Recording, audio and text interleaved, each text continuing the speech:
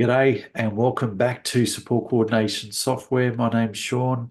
I deliver training for Support Coordination Academy and I'm also a co-director of Support Coordination Software. Today we're going to talk about how to turn the NDIS plan goals for your participants into budget line items. Now this is a question that's frequently asked of us by students of the academies as well as subscribers to Support Coordination Software. The key thing to remember when we're working with our participants is that every item that's purchased using their NDIS plan budget needs to relate back to one of the plan goals within their NDIS plan. So our first goal as a support coordinator is to get to know the participant as a human. What are their strengths? What are the things that make them tick? And what are the barriers that they need to overcome to enable them to reach their goals? From there, we can work with the participant to understand what do those goals mean to the participant. So it's our role to work with the participant to understand what does that goal mean to you and what will it look like when you've achieved the goal. If you've got support coordination software, you'll have a bunch of tools in there that will assist you with those conversations. So the Plan Unpacking Guide is a great place to start if you're new to support coordination, or indeed if the participant is new to the NDIS and they need a little bit more prompting in how to understand how to turn those NDIS goals into achievable outcomes. Now, the Support Coordination Action Plan will detail who's responsible for each task and by when. So think of it like a project management tool. It's there for you to record all of those actions as you move forward. How do we turn those goals into those plan items? Well, let's go through the participant's plan and have a look at what it looks like. So when we look at a participant's NDIS plan, you'll see on about the third or fourth page, you'll have their plan goals. This is the paper copy or the PDF version. It looks very different in pace, but the key thing is that the goals are all there, and the goals are the things that should be driving what is being purchased through that plan. So in this particular plan, Jim's got a goal that he wants to increase his mobility and be more independent. So if we go down to the budget section, we need to skip a few pages. Here we are in the core supports to start with.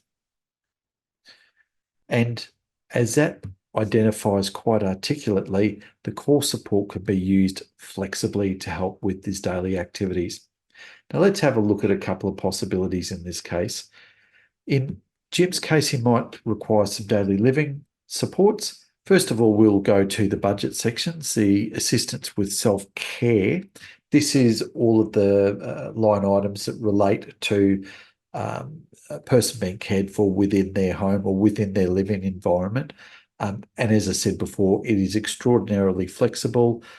We note on this form here also that the supports have got a different price depending on which day of the week and what time of the day the supports have been delivered, as well as supports for public holidays. The hourly rate appears in these columns over here.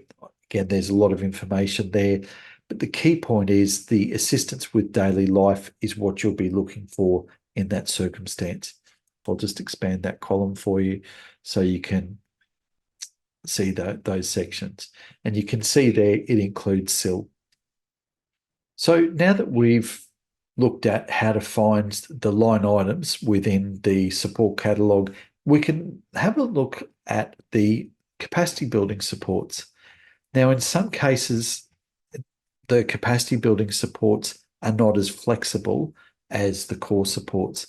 And there's a couple of line items here that we can look at straight away and say that is a stated item that will always be for that particular type of support.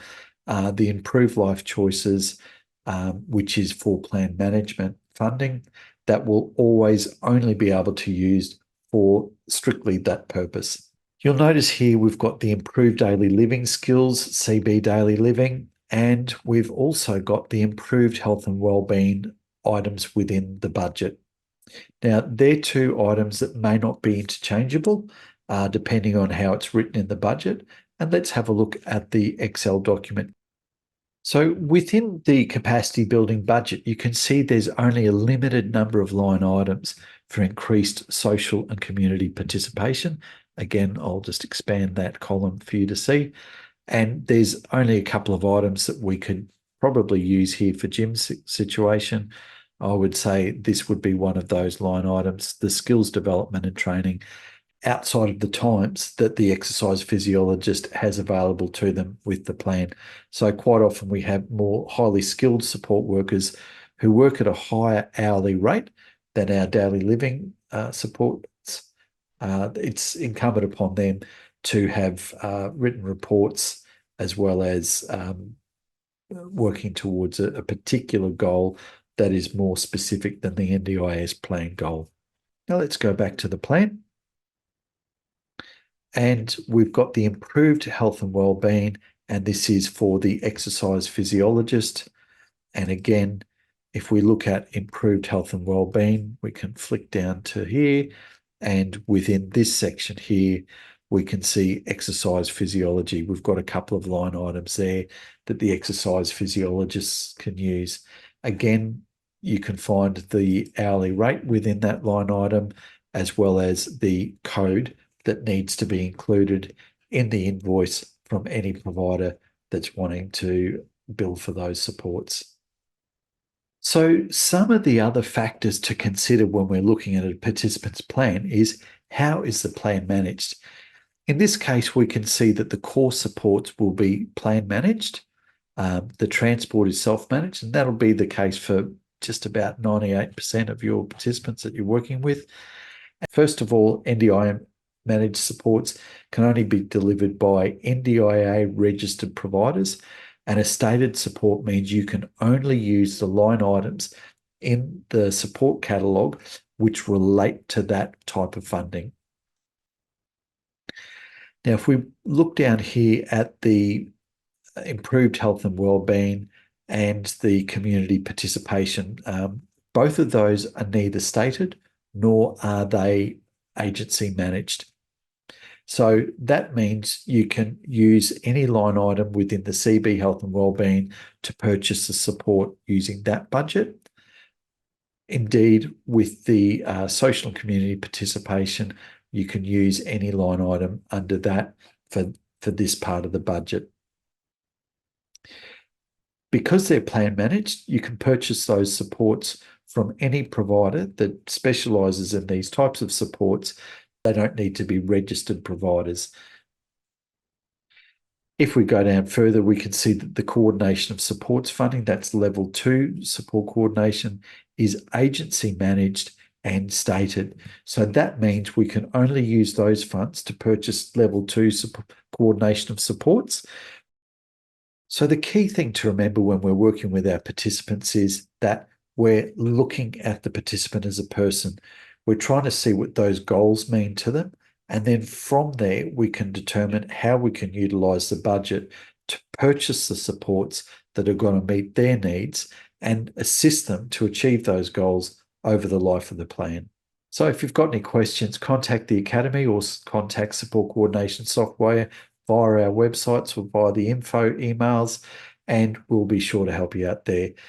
Best of luck with that, and I hope you do a really good job in assisting your participant to achieve their NDIS plan goals with the assistance of Support Coordination Software and the Support Coordination Academy. Till next time, I'll see you later.